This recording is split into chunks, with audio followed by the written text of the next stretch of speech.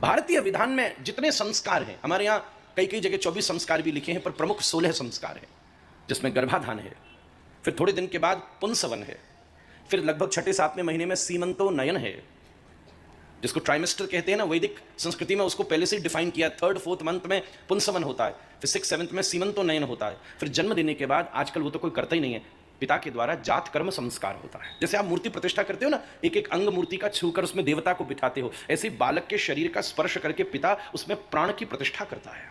ये तो पता ही नहीं किसी को। कम से कम जात कर्म संस्कार के मंत्र किसी आचार्य से सुनने चाहिए।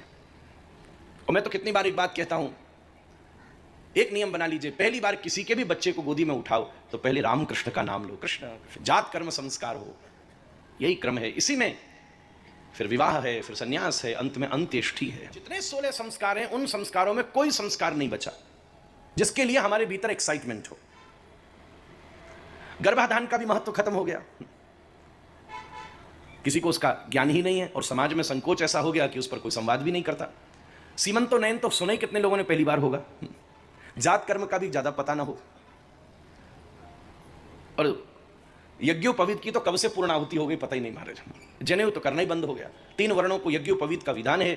आजकल तो नया सिस्टम बना है, और ये कहते हैं हमारे घर का रिवाज तो ऐसे ही है भैया, शादी से 10 मिनट पहले का ब्रह्मचारी है, बस 10 मिनट्स ब्रह्मचारी, ब्याह के में पहना और फिर उसके बाद खत्म महाराज। ऐसा नहीं है। आपके यहां कोई परंपरा किसी भी कारण से बनी है, पर अगर वो शास्त्रोक्त नहीं है तो उसको ठीक करना भी हमारा नियम है। परंपराएं तो पता नहीं कैसे बन जाती है।